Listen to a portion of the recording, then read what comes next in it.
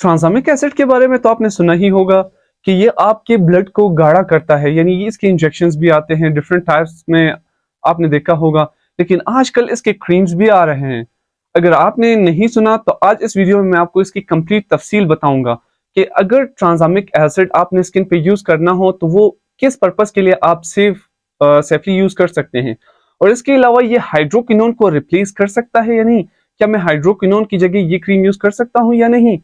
अगर आपने ट्रांसामिक acid in future कभी यूज करना है या अगर आपने ये यूज करना स्टार्ट किया है तो इसके आपके स्किन पे क्या असरात होंगे, इसके प्रिकॉशंस क्या है, इसके नुकसानात से बचा कैसे जा सकता है, तमाम चीजें इसी वीडियो में मैं आपको बताऊंगा। तो चले अपनी वीडियो स्टार्ट करते हैं। मैं इब्राहिम तरीन और आप इस वक्त देख रहे हैं channel o beauty dose. No cheating, no greeting, only learning.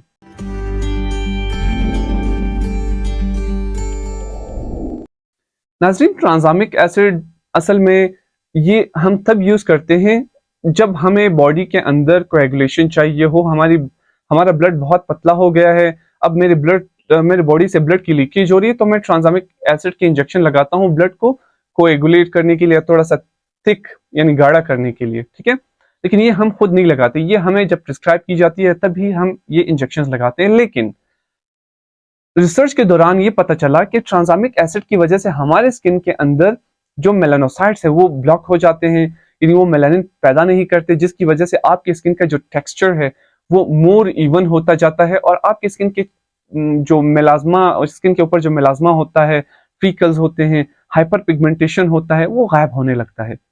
अच्छा, रिसर्च के दौरान जब ये चीज वाजे हुई तो इन्होंने क्या किया, रिसर्चर्स ने ट्रांसामिक एसिड क्रीम बनाई। ट्रांसामिक एसिड क्रीम इसलिए अब यूज हम तब इसलिए करते हैं जब हमने अपने चेहरे से हाइपर पिगमेंटेशन को खत्म करना हो, मेलाज्मा को खत्म करना हो, यानी मेरे चेहरे पे अगर मेलाज्मा, फ्रीकल्स या हाइपर पिगमेंटेशन है तो उसको मैंने अगर खत्म करना है तो मैं ट्रांसामिक एसिड क्रीम यूज करूंगा। इसके अलावा ट्रांसामिक एसिड क्रीम तब यूज की जाती है जब मैंने अपने चेहरे के ऊपर से वो डिसकलरेशन खत्म करनी हो, यानी मेरे चेहरे को मतलब मैंने थोड़ा इवन बनाना है, स्किन को गोरा करना है, तो उसके लिए भी ये यूज की जाती है, ठीक है। अब इसका यूज आप खुद से नहीं करेंगे क्योंकि ये नई क्रीम आई है, तो इसलिए जब आपको आपका डर्मेटोलॉजिस्ट सजेस्ट करेगा तभी आप ये यूज करेंगे, ठीक है। ये क्योंकि इसके साइड इफेक्ट्स भी हैं इसलिए ना। अब जब आपको आपका डर्मेटोलॉजिस्ट सजेस्ट करेगा, जब आप ये यूज करना स्टार्ट करेंगे तो याद रहे दिन में आपने इसके साथ एक सनब्लॉक भी लगाना है। क्यों?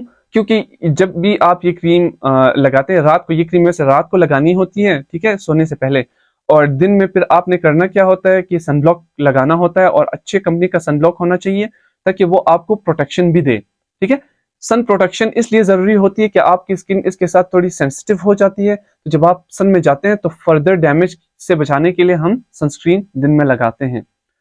और इसके अलावा पहले तो ये है कि आप सन में ना जाएं इस क्रीम के यूज के दौरान, लेकिन अगर आप फिर भी जाते हैं तो आपने करना ये है कि सनस्क्रीन लगानी है, यानी सनब्लॉक लगाना है। इसके अलावा ये क्रीम आपको लगानी कैसी है, साइड इफेक्ट एंड में बताऊंगा, लेकिन अभी पहले इसका यूज बताता हूँ कि आपने अप्लाई कैसे करना है, एप्लीकेशन क्या है।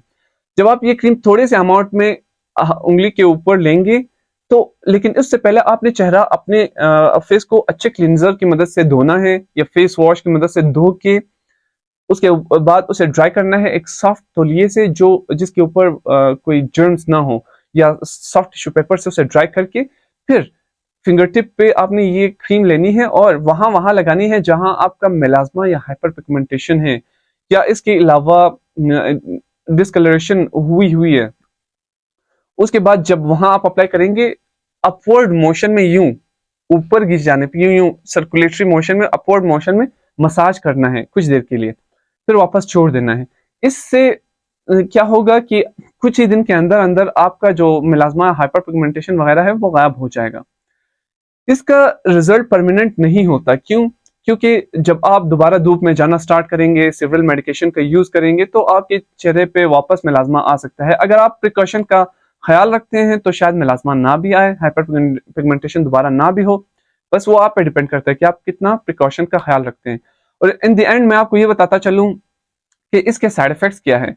इसकी वजह से आपकी स्किन पे इरिटेशन थोड़ी बहुत हो सकती है, स्किन एलर्जी हो सकती है, یا مطلب لائک تھوڑی سی کھجلی آپ کو خراش محسوس ہو سکتی ہے اسکن میں، یا اس کے علاوہ آپ کی اسکن میں آپ کو ٹنگلنگ سا فیل ہو سکتا ہے، جیسے سٹنگنگ سا کیسے، جیسے کوئی چیز، کوئی چونٹی وغیرہ آپ کو کاٹ رہی ہو، ٹھیک ہے، اس کا آپ نے پریشان نہیں ہونا. آپ کی اسکن تھوڑی بہت ریڈ بھی پڑ سکتی ہے اس کے یوز سے.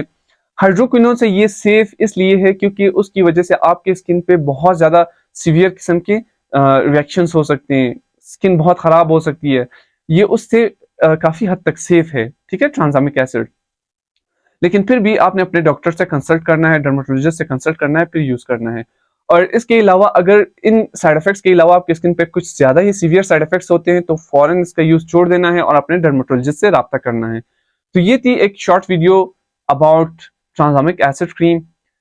مزید اگر آپ کو ایسی ویڈیوز چاہیے تو ہمارا چینل ضرور سبسکرائب کریں، لیکن پہلے ہماری ویڈیو کو لائک دیں، اس کے بعد ہمارا چینل ضرور سبسکرائب کریں تاکہ ہم نئی ویڈیو جب بنائیں آپ کو ملتی رہے، اور بیل آئکن پہ بھی کلک کریں تاکہ ہماری ہر نئی آنے والی ویڈیو آپ کو ملتی رہے. اسی کے ساتھ میں چلتا ہوں. It's your pharmacist friend Ibrahim Tareen. C you next video. Until then اللہ حافظ.